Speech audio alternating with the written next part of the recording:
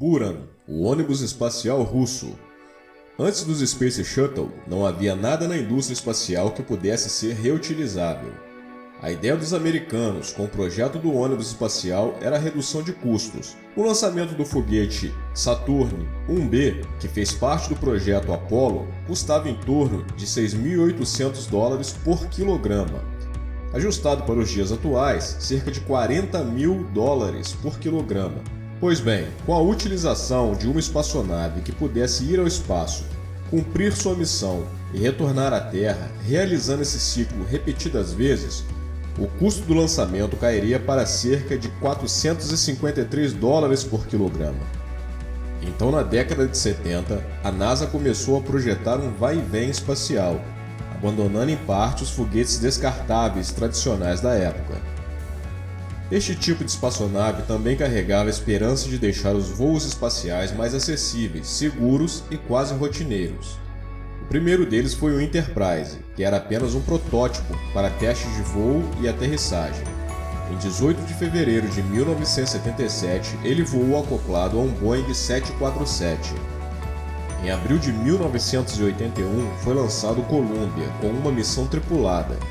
Esse Space Shuttle realizou 28 lançamentos, e infelizmente no dia 16 de janeiro de 2003, ele se desintegrou na atmosfera terrestre durante sua reentrada. O Columbia deu um total de 4.808 voltas na Terra. O terceiro foi o Challenger, lançado em 4 de abril de 1983, e que infelizmente também se acidentou em 28 de janeiro de 1986 na sua 10ª missão espacial. Há uma incerteza sobre o momento da morte dos 7 tripulantes a bordo, mas estima-se que eles morreram no momento do impacto da cápsula contra a água. O quarto ônibus espacial a ser fabricado e o meu favorito foi o Discovery de 1984. Aposentado pela NASA em 2011 depois de 27 anos de serviços prestados, ele realizou 39 lançamentos ao espaço, sendo que 35 com destino à Estação Espacial Internacional. O Discovery foi recordista em horas no espaço. Ele passou o equivalente a 1 ano em órbita. Ele foi o primeiro ônibus espacial a recuperar um satélite em órbita, trazendo-o de volta à Terra. Ele também visitou a Estação Espacial Russa, a Mir. E não esqueçamos, foi o Discovery que colocou o Hubble no espaço. Continuando, o quinto ônibus espacial construído pela NASA foi o Atlantis, lançado em órbita em 1985. O Buran, em 1988, e o ônibus espacial Endeavour, em 1992.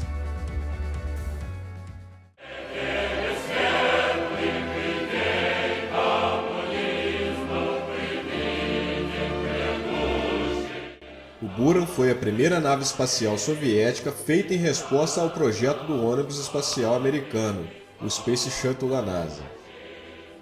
Para a antiga União Soviética, o shuttle americano era certamente uma arma orbital pronta a descarregar ogivas atômicas sobre Moscou, e o que deixava os soviéticos mais apavorados era a capacidade manobrável do ônibus espacial. Para eles, se o veículo americano mudasse seu rumo, poderia atacá-los de surpresa.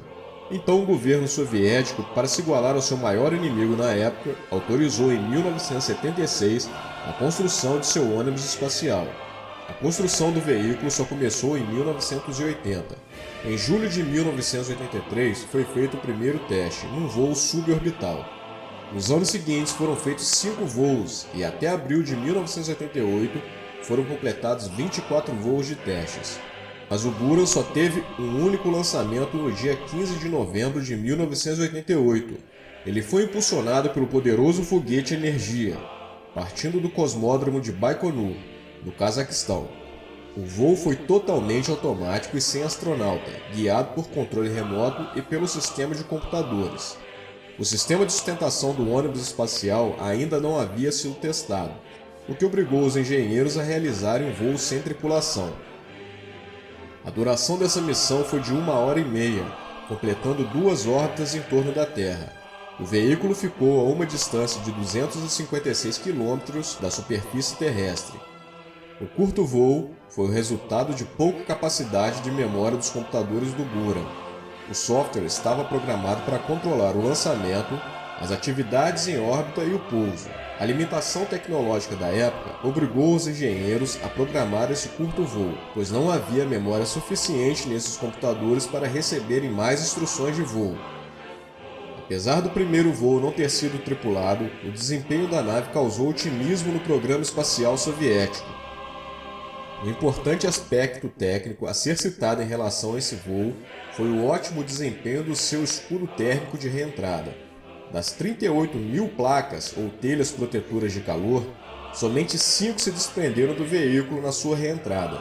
Em prática, o Buran destinava-se, além das tarefas de defesa, também à manutenção de vários objetos espaciais, a entrega de módulos e cosmonautas para a montagem de grandes estruturas orbitais, para o repatriamento de material defeituoso, de missões de longa duração e ao desenvolvimento de equipamentos e técnicas de produção relacionadas ao espaço e ao retorno destes ao solo. Vamos falar agora um pouco das suas características técnicas. Na parte da frente da nave ficava a cabine hermeticamente isolada e reservada para até 4 tripulantes e até 6 passageiros, os equipamentos de bordo e também motores. A parte média era ocupada pelo compartimento de carga que se abria em órbita graças às portas dobráveis nas quais ficava instalado um braço para as operações de manipulação de objetos espaciais. Sob o compartimento de carga ficava localizada a unidade de geração de energia e ar-condicionado. Na cauda do ônibus espacial estavam os motores e as máquinas do sistema hidráulico.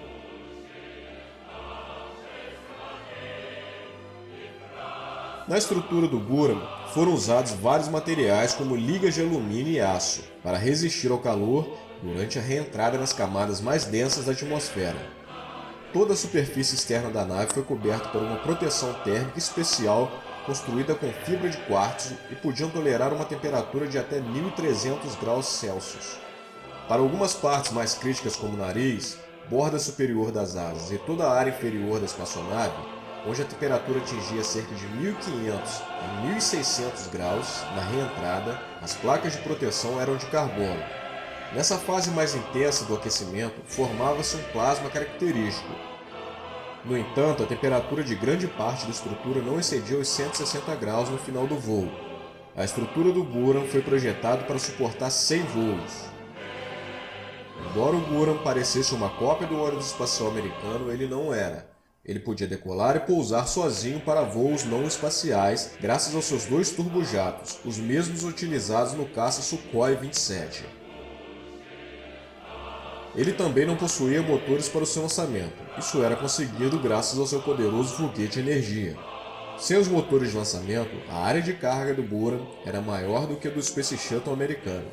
Porém, o financiamento para o projeto espacial foi cortado. Apesar do projeto só ter sido encerrado oficialmente em 1993 pelo presidente russo Boris Yeltsin, o trabalho para a construção desse tipo de veículo na Rússia já tinha sido paralisado bem antes dessa data. Destino final do Buran.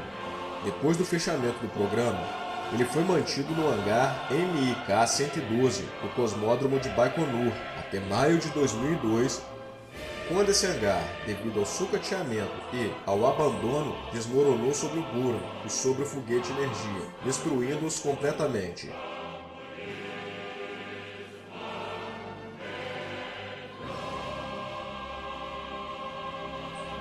O que o Buran deixou de legado foi o avião Antonov AN-225, fabricado para transportar o shuttle soviético em sua fase de testes. Atualmente, esse único Antonov 225 é a maior aeronave comercial do mundo em operação.